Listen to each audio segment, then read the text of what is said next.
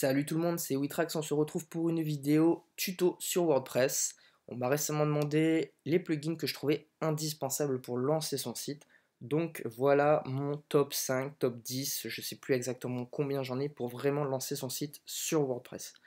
Alors, allons dans nos extensions, c'est là que tout se passe, c'est là qu'on installe les extensions qui sont soit disponibles sur le site WordPress, soit disponibles sur des sites pro qui vendent des fois des plugins. Moi, je vous conseille par défaut des plugins gratuits qui sont disponibles bien évidemment sur la page WordPress officielle. Le premier, ça va être Contact Form. Contact Form, ça va vous permettre de créer des formulaires de contact très simplement et donc de proposer la possibilité pour des visiteurs de vous contacter facilement via ces formulaires. Donc ça, c'est très pratique pour vous permettre donc d'être contacté, vous permettre donc de mettre différents types de formulaires, hein. C'est pas forcément juste pour vous contacter, ça peut être pour avoir un avis, poser une question, et tout ça, donc vous allez pouvoir le recevoir par email directement. La possibilité ensuite de désactiver les commentaires, elle est par défaut sur WordPress proposée, mais c'est vrai que sur certaines pages, ça peut être persistant, ou en tout cas il faut que vous cochiez à chaque fois l'option dans l'article ou dans la page, impossible pour les utilisateurs de mettre des commentaires. Plutôt que de faire ça, je vous conseille donc Disable Comments, comme ça, si vous n'avez pas de gestion de commentaires, donc si ce n'est pas un blog, eh bien vous gagnez un temps fou, puisque vous n'avez pas à cocher cette option à chaque fois. Si vous voulez faire de la mise en page facilement, rapidement, avec du coup pas mal d'options, eh bien Elementor propose, même dans sa version gratuite, beaucoup d'options pour faire justement, comme ils le disent ici, du glisser-déposer très facile, et du coup vous créez rapidement une page, rapidement un article, en faisant donc de l'ajout très facilement de texte, de tableaux, d'images, et tout ça donc de manière très simple, donc en glisser-déposer. Et si derrière vous voulez plus d'options, n'hésitez pas donc à passer à la version pro.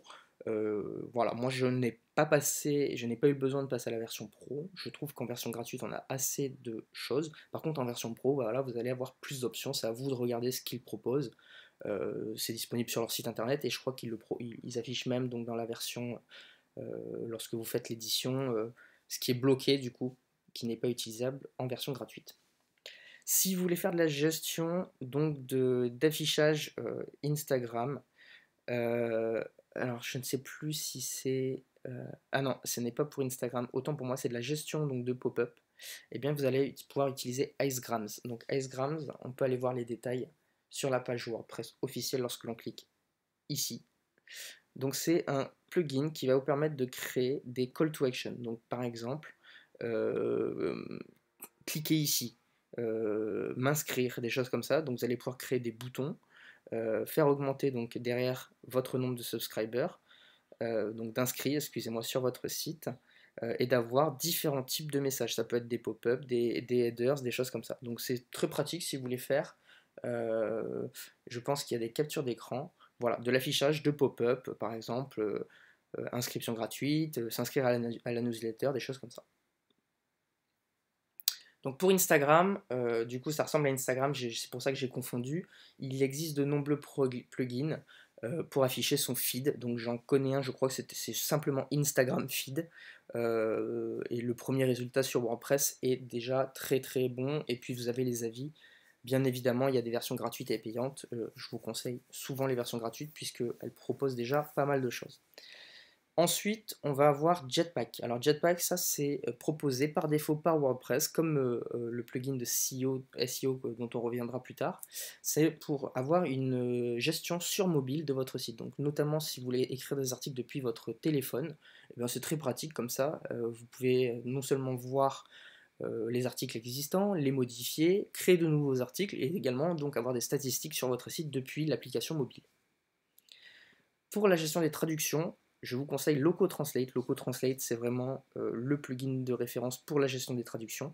Il va vous parcourir donc les textes dispo sur votre site et vous proposer de modifier donc la traduction. Si par exemple un thème est disponible qu'en anglais, eh bien, vous allez pouvoir très facilement retrouver les mots que vous voulez modifier, mettre en français, et donc les modifier à votre guise avec votre traduction.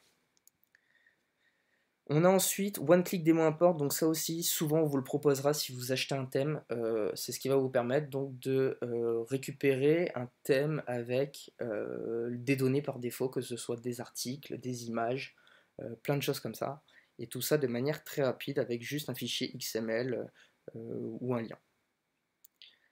On a ensuite Regenerate Thumbnails, donc ça je vais aller très rapidement dessus, c'est pour régénérer des miniatures lorsque vous avez la gestion de petite taille, que ce soit pour afficher des produits ou afficher les miniatures d'un article par exemple.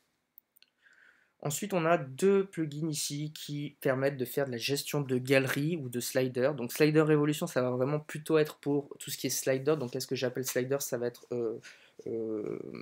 un diaporama mais en grande résolution qui va prendre toute la largeur de votre blog ou de votre site. Et Responsive Lightbox et Galerie, c'est pour créer des petites galeries, des petits diaporamas, carousel, comme on appelle ça. On retrouve ensuite WP Page Navi qui va vous permettre d'avoir une gestion avancée sur votre site WordPress pour notamment améliorer donc tout ce qui est menu ou choses comme ça. Et enfin, le dernier plugin dont je vous parlais, qui est également recommandé par WordPress, c'est Yoast SEO, qui va vous permettre donc d'obtenir des scores sur vos articles et de vous proposer les améliorations à faire pour que votre site soit mieux référencé sur Google et les différents moteurs de recherche. Voilà pour mon top plugin, module, comme on peut dire aussi, sur WordPress. Si derrière vous avez des besoins bien particuliers, bah, n'hésitez pas à me demander mon avis sur un plugin qui existe, que ce soit payant ou gratuit, puisque j'ai parcouru énormément de plugins dans la création de mes différents sites internet pour justement gagner du temps. Après, bien évidemment, les plugins ne feront pas forcément tout ce que vous voulez à 100% et qu'il faudra des fois faire de la customisation, modification, ou de l'adaptation. Et des fois, bah, ça va vous demander de mettre les mains un peu dans le cambouis pour justement bien l'adapter à vos besoins. Voilà, j'espère que cette vidéo vous aura plu. N'hésitez pas à liker et à vous abonner si c'est le cas. Sinon, bah, on se retrouve dans une prochaine vidéo sur un tuto, que ce soit création de site internet, création d'applications mobiles, pourquoi pas, ou autre domaine. Donc n'hésitez pas à me faire des recommandations ou à me demander des choses en particulier. Comme ça, je peux bien orienter mon contenu. Allez, salut à tous, passez une bonne journée et à bientôt dans une prochaine vidéo.